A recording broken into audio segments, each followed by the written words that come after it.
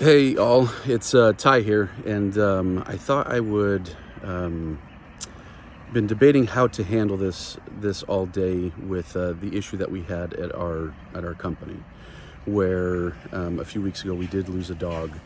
A dog passed away while under our care that we were training.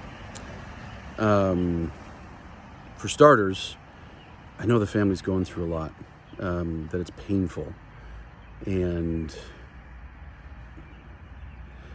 yeah, it's painful. We've apologized dozens of times, and there's no apology that can fix this, unfortunately. And I wish there was. But we know that the family is suffering and is hurting, and I'm sorry for that. For whatever that's worth, I'm sorry that the family's going through that. So the types of comments that we're getting from people that I want to respond to, people are saying, why aren't you responding? Why aren't you responding? Why aren't you responding? At first I wasn't responding because all the questions have been answered. Every question that was posed by the dog owners has been answered. We've been on many phone calls with them to describe what happened, and we've told them in detail what happened, when it happened, what things, where the dog was, what was going on. And so we've answered all of those questions. And so what happened to the dog? I don't have a good answer for that. That's what I don't have a good answer for. So I'll just simply tell you what happened, and I'll tell you what animal control told us and what animal control believes, and which I tend to agree with them. What happened was the dog came in for training on a Tuesday, and was a little bit, the term we might use is mopey, but a lot of dogs when they start training are a little bit down. They miss their family, they're a little bit stressed, and so we typically give a dog 2 or 3 days to kind of settle in. And so what settle in means is hanging out, just kind of going on little walks, doing some crate time when no one can supervise them, potty breaks, play breaks with other dogs, meal times, that type of stuff. But no, not really jumping into the meat and potatoes of the training. We don't typically do that for the first couple of days. We let them kind of settle in. So things go a little bit slower the first couple of days. And to address something that was said, no, Joe was with the dog far more than an hour on that day. The question was how much training had Joe done on that day, and Joe said around 45 minutes of training.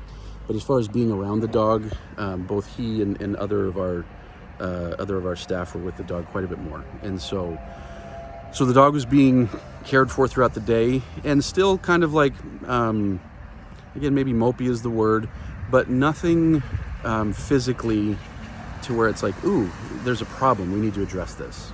It was very much in line with a lot of dogs who kind of start out a little bit, just kind of slow, and so we let them ease into things. I don't remember the exact time, but at 5:30, Joe went to a couple appointments, and so the dog went into a crate. And when he got back from the appointments around 8 o'clock, and was taking Bear out for a potty break, Bear was distressed, making noises in distress. So Joe put some water on the dog's armpits, because this is where dogs will. That's how they cool them. That's a spot where you can cool them down, and then immediately off to the vet. And so this has all been relayed to the dog owners, and this is what the day went like. The dog throughout the day was with Joe and a couple other folks, and was just kind of having a normal day. What we believe happened, according to the animal control believes the dog came in to us either sick, and that's why he was mopey, or dehydrated already, and something was going on. Where the big issue occurred, unfortunately, is going to the vet. The veterinarian said, oh, this dog was obviously left outside with no water, which was incredibly irresponsible.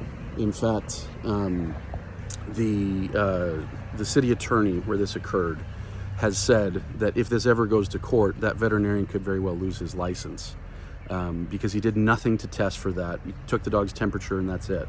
did nothing to test for what had happened, did nothing to test for any sort of heart attack, stroke, anything along those lines. But that's what the owners grabbed onto is, he must have been left outside. So this is where I sympathize and I empathize deeply with why the owners are upset. Because as we're giving a sequence of events of what happened, what the vet told them and what we're telling them don't match up.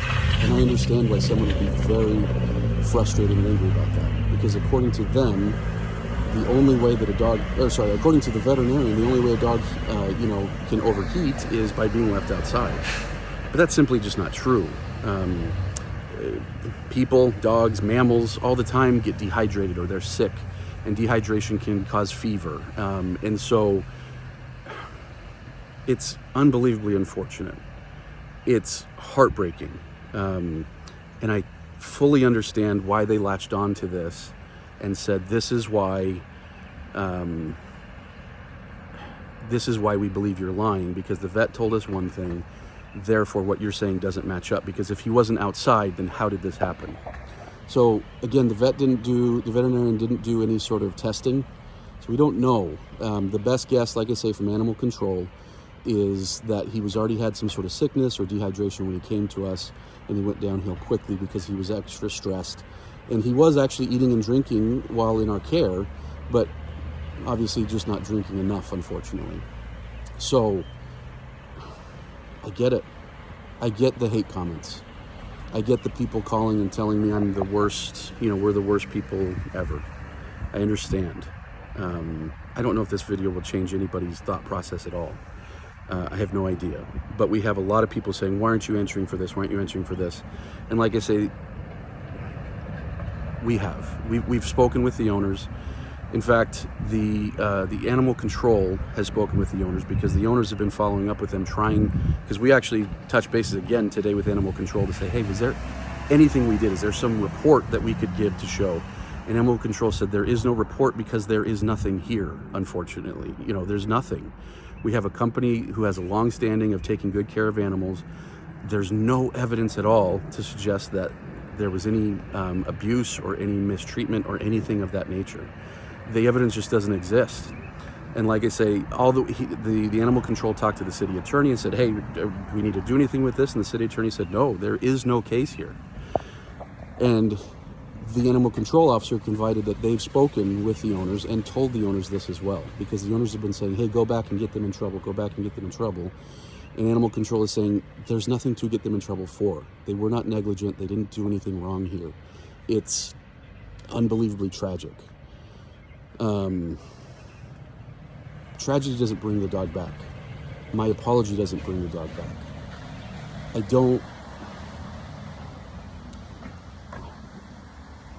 feel awful. And I've said this to the owners because I love my dog like everyone loves their dogs. And I understand what it would... As an adult, I've cried like 6 times. 4 times when my daughters are being born, and 2 times when my dogs have died as an adult. Like, I get it. It's heart-wrenching. It's painful.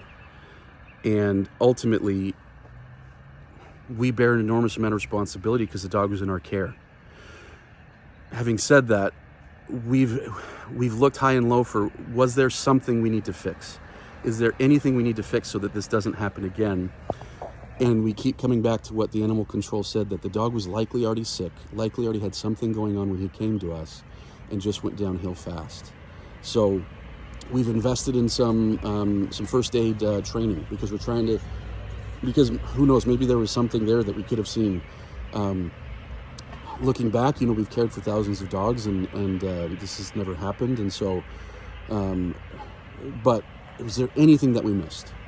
And so that's where we are. The owners have been refunded, obviously. We paid for their vet bills, obviously. We've offered every apology we can. We've invested in extra first aid training that we're going to start to roll out as a company. And we've even offered more. We said, hey, there's nothing that can replace your dog, but if it's next month or 10 years from now and you'd like us to replace your dog, we'll pay for that. Yeah.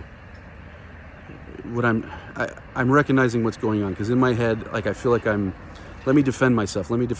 But ultimately, their dog still died, and I still feel awful for that. And so any defense of myself or our company or Joe or anything like that, the result is still the same. The dog passed away, and I feel awful for that, and I feel awful for the pain that they're feeling. And I hope that they find some sort of comfort. And if there's anything we can do to bring extra comfort, we will. But as of right now,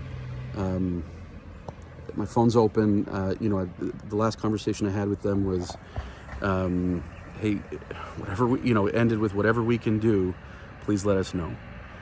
Obviously, it wasn't enough because they wanted to bring this, make this more public. And I get it.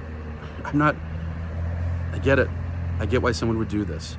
And so there's not even animosity on my part. Like, I understand it.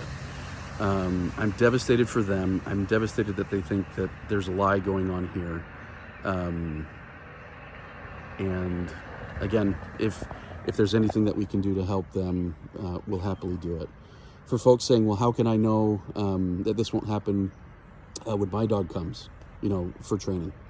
The reality is we've been doing this a long time. We've never had this happen. This is such an unusual thing, and I'm unbelievably saddened that this dog, came to us and didn't go home, and I feel awful. And all I can say is that we've got an amazing track record of helping fix dog problems and train dogs and take care of dogs,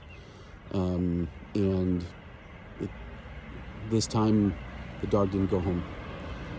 I don't think that's indicative of anything, of how we run anything, how we've taken care of dogs for years.